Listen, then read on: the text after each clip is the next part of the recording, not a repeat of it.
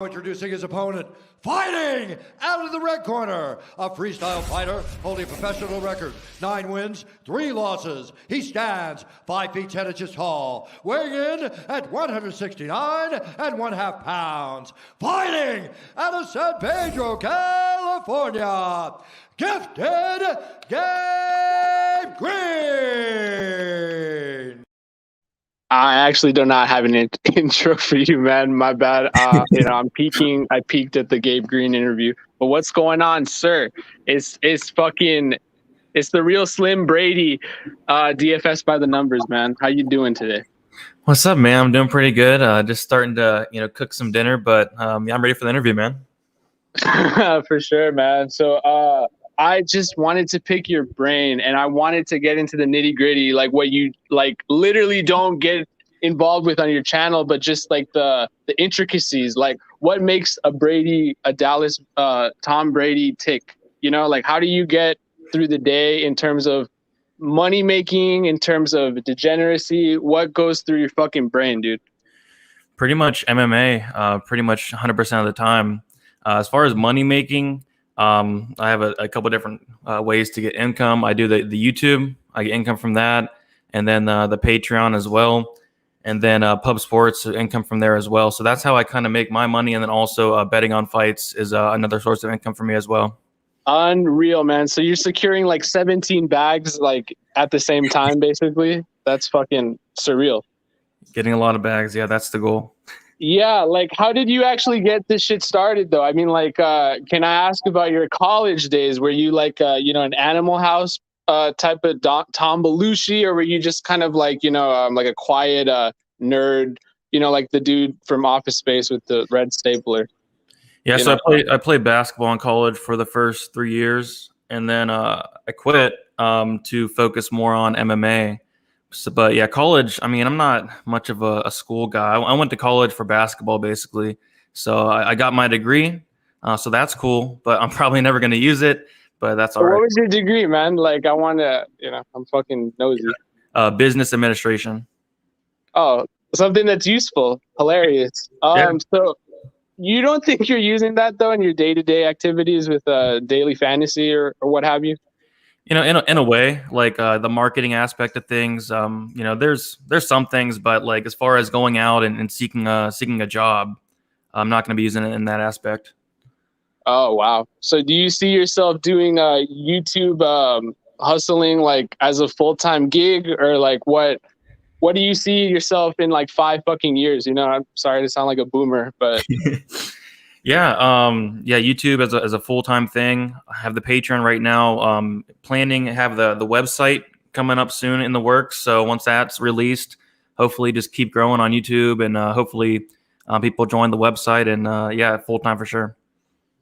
That's crazy. So I know just from talking to you a little bit that you don't just dabble in the MMA, retardation. You actually dabble in like NASCAR and other random bullshit on DraftKings. Is this true?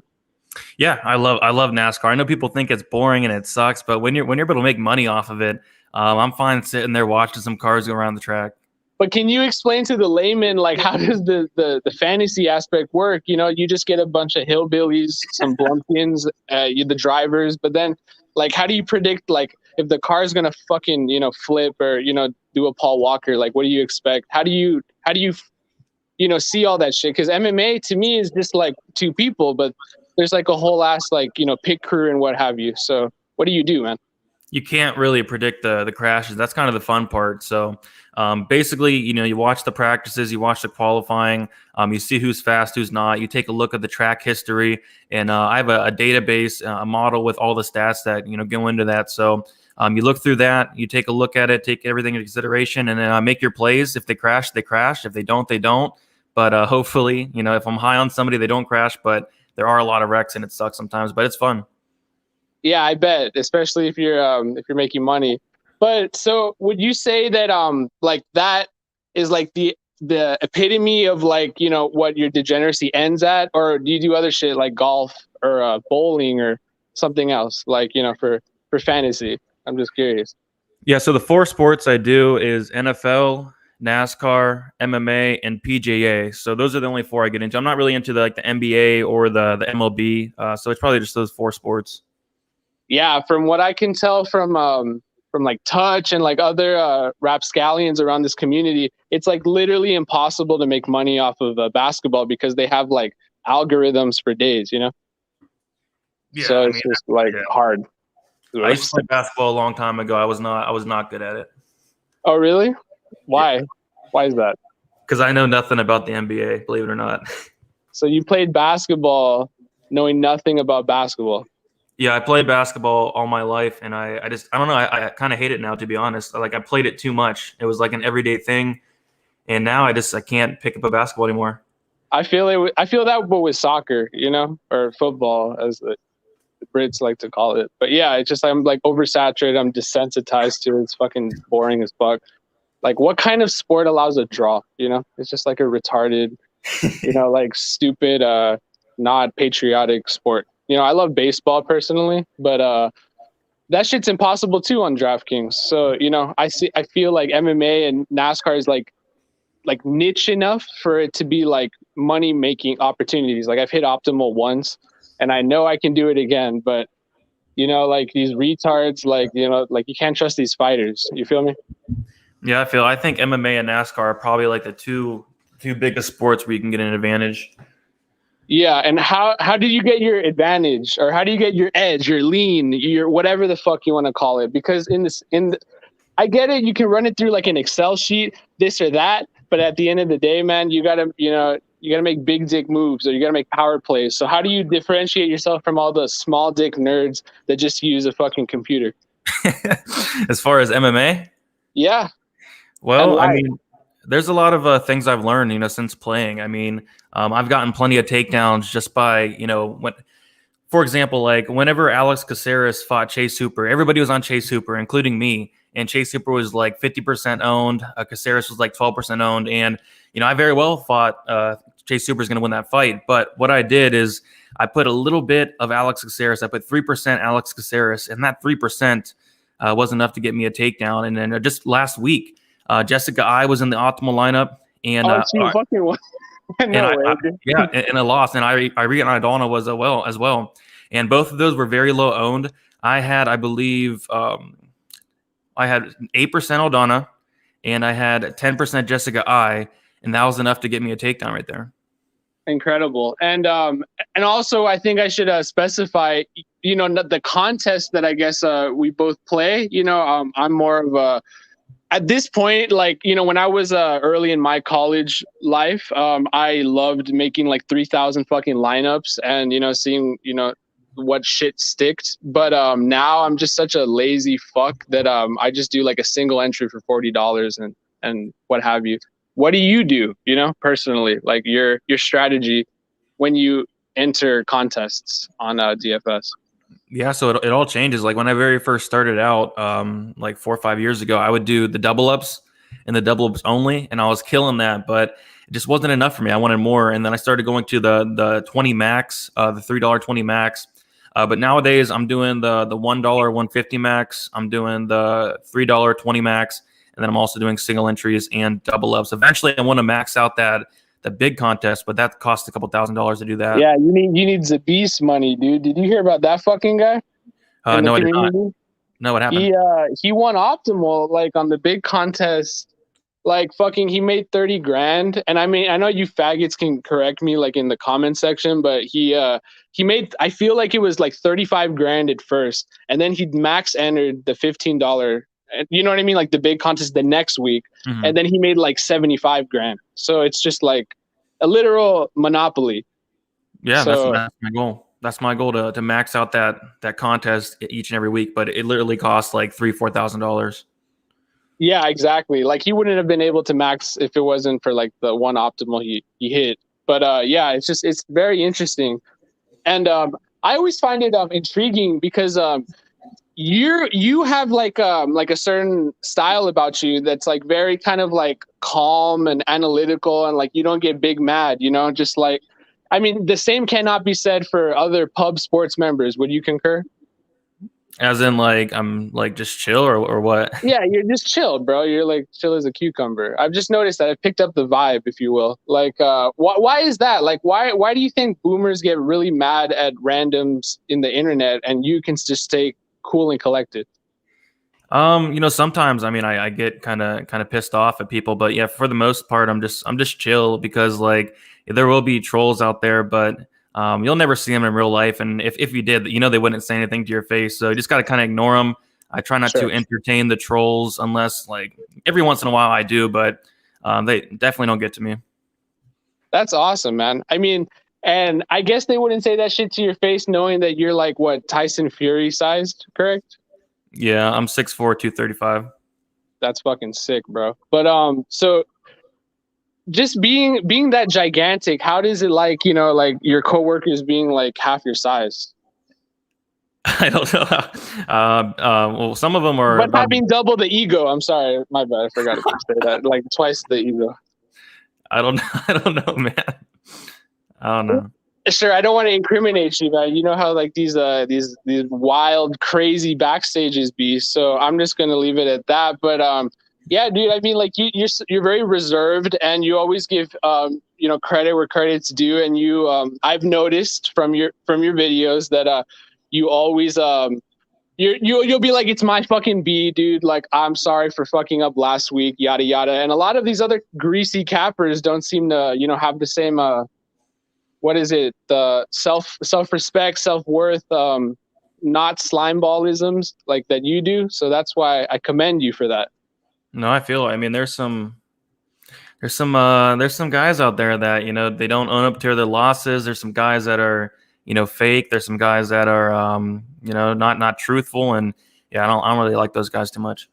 That's incredible to hear. But also, that being said, you do have a Patreon and this and that, and a lot of cockroaches out there, like let's just say a Parlay King, also have a Patreon. What differentiates your Patreon from that fucking faggot's Patreon?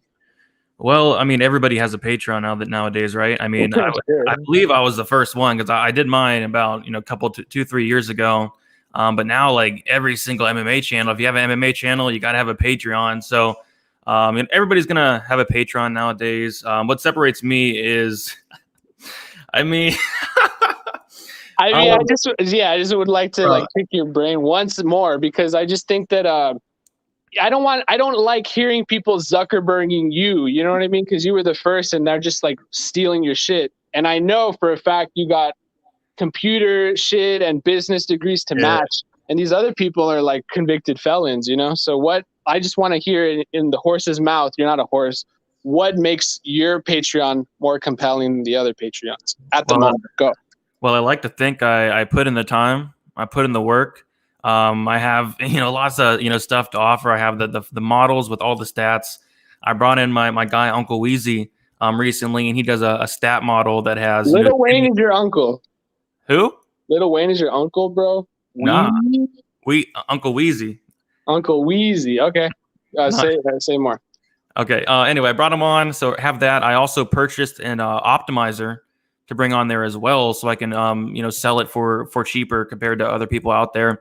So I just wanted to change the game. I wanted to make content for a very cheap price, and just have a ton of stuff to offer. So and you put in the time, you put in the work, and if you're legit, I think I'm legit. Some guys out there are not, but it's been successful.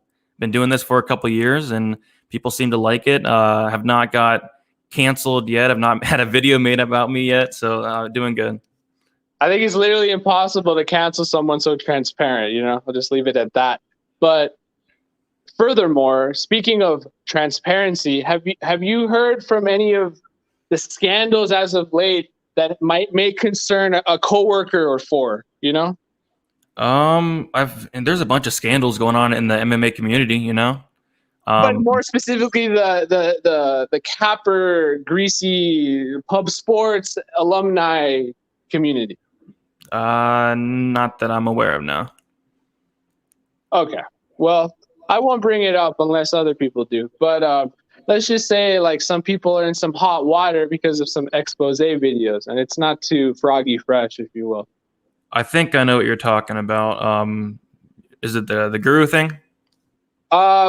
If it's a spade, it's a spade. Yeah, it's pretty much the Guru situation, man. I mean, I just wanted to hear your 8 cents on the matter. If you would do me the honor, man. It's just weird, man. I mean, I like Guru. I think he's a very sharp guy. But watching that video, it's not a good look, man. It's not a good look. Not much else to say. It's just not a good look. I mean, if there's anything cool to say about it, I mean, positive wise, it's that he hustles. Hustle, loyalty, respect. So like, I'll give him that. But I mean, yeah, I was looking at Lock of the Night's reaction, and I just also wanted to like see what's up with you. But back to you, like being super like chill, like you're not gonna bootleg or piggyback off of like the rage and animosity for clout. Yeah, exactly. Just gotta do my own thing. Not I don't try to worry about stuff outside of what I'm doing. For sure.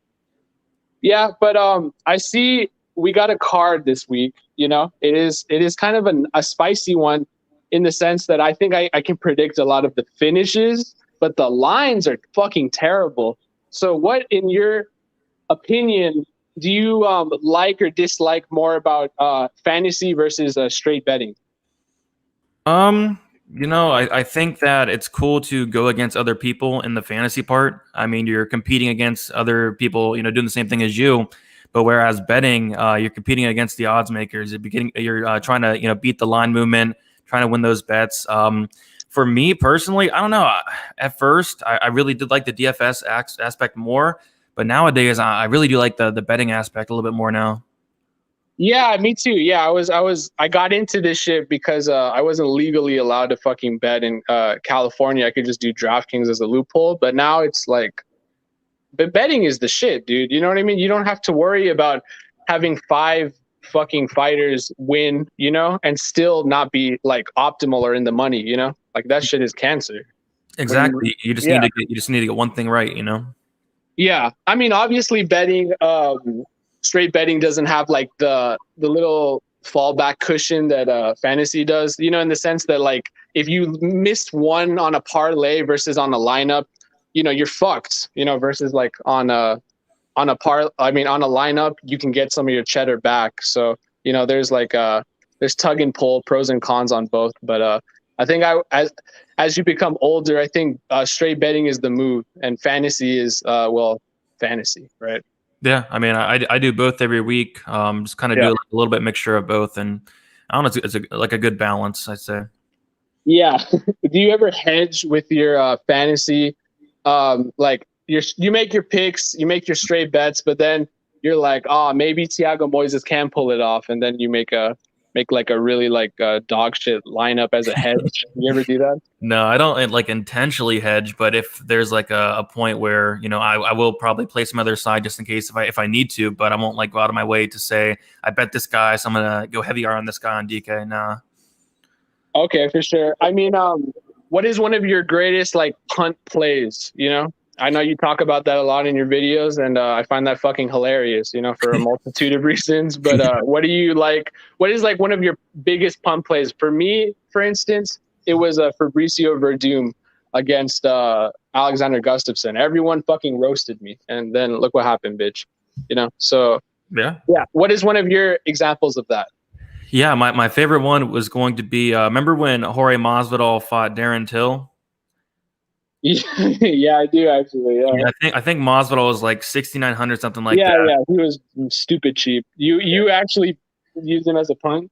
Yeah, that was the most money I've ever won on DraftKings. I took down my single entry, I took down the 20 max, and I took down the 150 max. All with that lineup. It was sweet. That's awesome. Yeah, I mean, everyone was really worshiping, Darren Till's boots at that point. But yeah, like crazy. And how would you when you are like discussing like potential punt plays, this or that, what do you do? Like obviously, like I'm gonna go out on a limb and say your computer isn't just like shitting it out, you gotta take initiative at a certain point. So how do you make like the punt plays, and how do you differentiate it from just picking like an underdog to win? Because obviously DraftKings is super retarded, and you can win even when the fighter is like fucking draw, lose, still be optimal. So how do you pick the punt plays? Yeah, when I'm looking for punts, I'm looking for upside. So I look into the fight. If there's like going to be a potential finish in the fight, like for example, Nascimento versus Alan Badeau is minus 325. Fight doesn't go to decision. So the fight's going to finish one way or another. They're big heavyweights, right? So therefore, I'll place some Badeau as a punt. And for another example, for this card as well, Figueiredo and Gordon, Malcolm Gordon. That fight's probably going to finish as well. And Malcolm Gordon's very cheap, so I'll have some Malcolm very Gordon cheap too, man. Like I hope you're not playing fucking Malcolm Gordon, bro. But like, yeah, I understand what your take. It's very analytical and it's very smart, dude. It's very eloquent, if you will. Fucking minus 325 to go to finish. Who do you favor in that fight too? By the way, Nascimento sub all day, correct? Nascimento sub round 1. Yeah, exactly. See, the lines though get so chalky, they get so garbage, when everyone is kind of like on the same wavelength. So how would you play that, for instance? I was talking to a certain mastermind of betting, and we were thinking maybe like parlay, like a Vieira round 1 with Malcolm Gordon round 1 or a Nascimento round 1 with, you know what I mean? Instead of doing the sub parlays. Like, do you do that sometimes, or is that too fucking degenerate for you? It's probably too degenerate for me, to be honest. Okay, I like to keep it simple, like straight bets. I try to stay away from the parlays, but parlays here and there. I have a parlay this week, and then I like props as well. Yeah, so most of your bets are just like straight bets. Like that's how you roll, man. Yeah, and then the props, like the fight doesn't go to decision props, the over unders, those kind of things. Yeah. No, I'm a simp for the overs and unders, man. Those are my favorite things. But I parlay them because I'm like insane. But like it works out a lot of the times for me, just because it's easier to parlay like overs and unders to me than it is straight fighters, because like I don't know, you can kind of like get the vibe of a fight, like you were saying, like pretty well down. So like parlaying it is sick, but I mean, I don't know, man. Like not everyone is Daddy Warbucks like you, like I don't think we can straight bet every single pick that we want. So what is your advice to the newcomer that's poor that wants to get into this garbage and ruin his life? Well, hopefully you don't ruin your life, but I'd say bankroll management is key. There will be some losing nights, but don't like try to, say if you lose on the first fight of the night, don't try to go and put all your money on the next fight of the night. Just kind of chill out, bankroll management, be smart with your money. Try to avoid like the big parlays. Like I know they hit sometimes, but I mean, I'm doing 3-leggers at this point myself. Like I used to go like Dicko mode with like 11 legs. Yeah, it was pretty bad, but yeah. So that I agree. Anything else? Dude, sorry, I try to keep my parlays to 2 legs. I think that's worked out for me quite a bit. I've had last year I hit parlays at a 70% clip. This year it's down a little bit. I think I'm now hitting parlays at a 60% clip, which is really good still. But again, I try to stay away from the parlays as much as possible. Other than that, no, I mean, be smart with your money, bankroll management. Find your spots. Beat that line movement. Nothing much else to say. Where did this fucking phrase that Jimmy's referencing come about when everyone's like, I'm looking for violence, or I'm going to parlay violence, or I'm whenever it's like an under, why do all of you professionals, why are you all saying this now? Like what happened? Like, what was the memo? I don't know. I'm looking for violence, or I'm going to, like I heard Gianni the Grease like also say this. And, I've heard Sun Tzu say this, and Brett Apley. And you. So where did the fuck did this all come from? Is this like a fucking illness or something? No, I say it all the time. I say it every week. I love these violence bets. The unders, the fight doesn't go to decision. There's a ton of them this week that I'm going to be hammering. I mean, take a look at Nascimento. That fight's going to finish. Figueiredo Gordon's going to finish. Vieira Stoltz is going to finish. I'm worried about that one specifically, but I don't know, man. It's just because Vieira like looked like a fucking Ethiopian last time out, like he had no cardio, no gas. But yeah, dude, Stolfus is a bum. Like, so I would agree. Yeah, Vieira probably round 1 sub. Yeah. Are you a fan of the draw? A draw? But also, yeah, draw bets, but not just draw bets. See, Mhm. draws have a habit of ruining someone's potential optimal because obviously none of them make points, right? If they don't get the win. Yep. So, do you? What is your stance on the draw? As a DFS guy, man, I hate draws because it ruins both sides. It ruins the fighter that the favorite and the underdog. It ruins both sides there. So it takes out a bunch of lineups. Exactly. And what is obviously you're not a fan of like, Trevin Giles having a heart attack or that other dude having like back spasms mid fight or mid card and just obliterating every lineup ever, right? No, no, it's happened a handful of times, and It's happening a lot. Yeah, I mean, I remember when they refunded us for Derek Lewis and Walt Harris because they changed it last second, and now DFS is becoming like the biggest like Scrooge McDuck and not, like doing shit, jack shit. They're like, well, you knew the rules, and I'm like, I don't actually, but it is what it is, right? Like Max Holloway would say. yeah. I mean, it's getting crazy. These pullouts after the fight, the eye pokes, the groin shots, the disqualifications, the no contest. It's getting crazy. The fucking eye pokes, dude. Like, what is going on there, man? It's ruining my Mason Jones plays. It's ruining my fucking Andre Feely lineups. Like, what will you say about legislation for the new glove, or is that like too autistic? Like going back to the Pride days. Something is a change. I mean, yeah, I had a huge bet on Mason Jones. It was my biggest bet of the year at the time. Dude. And I was sick to my stomach. Like I was just like shocked. Like, come on, like he quit in that fight. Dude, fucking, I had Mason Jones round 2, and I would have won like $800. And this fucking Alan Patrick professional bum, like professional jobber with like disgusting pirate teeth, just like flops and just like quits, and it's all bad, man. Yeah, I hate that guy. Yeah, dude, I disdain that guy. But also, is everyone in Cage Warriors not a complete bum though? Just from your studying, For the most part, there's some good guys. I mean, dude, I feel like Mason Jones is the pinnacle, and then after that, it's like fucking Jai Herbert or some shit, Yeah. Mason Jones is legit, I'd say. Yeah, dude, I just need him to get a win for fuck's sake, dude. They try to give him Alan Patrick, and that didn't work out. So I'm just like, who else can you give him? Like Tony Ferguson, I don't know, but I know you make the money, you win the money, you win the bread, you secure the basket. But how, like, do you actually enjoy the sport at this point, or are you getting like desensitized and kind of like over it, just like you were in basketball? No, I think I love it more and more every single day. I mean, I don't think I'll ever get tired of watching fights. And the good thing about that is, other sports, it's like every day or every other day. Where MMA, you have it every week, so you don't like get too overwhelmed. Oh, are you saying like in comparison to like baseball and basketball that have it like every other day? But is that what you're getting at? Yep. Oh, okay. Yeah, man. I mean, sometimes it's like not even enough. So we gotta, bet on fucking bum, promotions like KSW and Bellator and what have you. So yeah, I mean, I would agree. That's a fair point. It doesn't get too fucking abysmal because it is like once a week. But at the end of the day, man, Conor McGregor makes the money. What did you think about Conor McGregor becoming a pirate last weekend? Yeah, I mean, that was kind of crazy, man. I needed Dustin to win. I needed like 85 points from Dustin to get a takedown. And then I also bet the fight doesn't go to decision. So I was happy. Oh, okay. Well, yeah, for sure.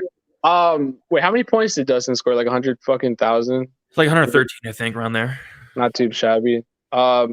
Yeah, definitely the move. I'm just like as a fan or as like a fucking, like secret casual, I do like think that the sport does kind of like fucking fall off, without like a Conor or Ronda Rousey presence. I mean, yeah, there's always going to be fights, but I mean, like, who is your favorite fighter, for instance? Because like there's no way I can just say it like without like blowing Conor too hard. But yeah, like what would be like one of your favorite fighters?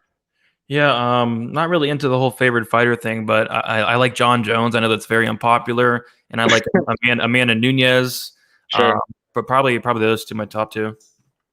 Okay, for sure. I mean, you like winners. You're a winner. It ain't rocket surgery. So fucking Jimmy with the bones emojis. And yeah, man. I mean, all right, we're gonna go to the third round of this interview. How is your take on other not just cappers or pub or whatever the fuck, but like specific DFS players, like professional DFS savants, like Brett Apley or Sun Tzu? What is your thoughts on those guys? Yeah, I mean, there's some good ones out there. There's some ones that maybe not so good, but yeah, Brett's great. Sun Tzu is great. Another big one, Mad Lab. I like Mad Lab. Mad Lab's cool. I've never heard of Mad Lab. Who is this? He's been in it for a while. He has his own website now, Mad Lab MMA. He's pretty cool. But yeah, those three are probably some of the best three in the game. Red Glove asks, what is DFS? DFS is daily fantasy. Is that it? Right. Yeah, daily fantasy sports. Daily fantasy sports, exactly. See, Red Glove, the thing that MMA trounces over boxing is that we can do this like weirdo, like fantasy football-esque contests thingamafuck every weekend, and make money off of it. And boxing just doesn't have like the high-profile events or like the monopoly of like a UFC to do, to put on such shit. So, like, I love boxing myself, but you got to give MMA, the credit that it's going to be there like through thick and thin every weekend, and yeah, you got to love that from just like a financial standpoint. Yeah, I mean, it's great. Usually a card every week. Sometimes we get a week off, which is nice, but yeah, I like it. Jack asks, thoughts on O'Malley performance versus expectations? I mean, he should have knocked that guy out, Montino, in the first round. But man, that guy was tough. But you kind of look through Montino's record. He was finished in all 4 of his losses prior to that. So man, I think it's tough. Did Herb Dean bet on the inside the distance prop? Do you think? Oh yeah. Shout out to Herb. Herb saved my night. Saved my night. Yeah, no, he seems like a real one, man. But also not really, because I sprinkled O'Malley sub, and because the line was off, and I just saw that he almost got the guillotine in the first round. But yeah, like, do you just bet? Also, I guess like a closing is bullshit. Do you bet lines just to bet lines? Like, if you just see like, oh, the line is off, will you sprinkle some of your YouTube bucks on it, or do you think that's like too like degenerate and low tier? Like bet, like, for example, if Amanda Nunes was fighting Megan Anderson and then sprinkle someone Anderson like that. I mean, okay, not that autistic. I'm talking about like Amanda Nunes by see, that's hard. That's a hard one, but it's like, you know what I mean? It's like if a fighter is projected to win by knockout, you'll bet them by submission just because the line is like crazy, right? It'll go from like plus 100 to plus 1,300. Would you ever do shit like that, or what? Yeah, I get what you mean. Like, if I think that there's a path to victory for him by say like a sub and the line's way off, yeah, I'll do it. Yeah, and do any of those actually hit? Because I know mine like rarely do like those kind of like weirdo specific unique line is off bets. So does that ever? I assume that's not 60 or 70%. No. Like your parlays, right? Yeah. Yeah, like every once in a while they'll hit. Like, say you have like a big bet on like a round 1 prop or like a submission prop plus 900. Every once in a while they'll hit, but for the most time they won't. Yeah, definitely. I mean, like you're going in that with like the expectation that like if it hits, it hits, but if not, it's like whatever. Yep, 100%. No, for sure, man. So I mean, that's about it. Because I mean, I could try to dig more information about Sun Tzu or fucking, where'd you ride your fucking bicycle like when you were 13 years old? But at the end of the day, that's kind of irrelevant. So would you like to leave anything off this, or leave the audience with, fucking anything? Because, this is a glorified DFS promotional video. So yeah, for sure, man. I mean, yeah, thanks for having me on. Appreciate everybody in the chat as well. Fun interview. It was very fun, very interesting interview as well. I think we covered pretty much everything. I mean, yeah, dude, we for sure. So now we're gonna drop the StreamYard link for everyone that wants to come in.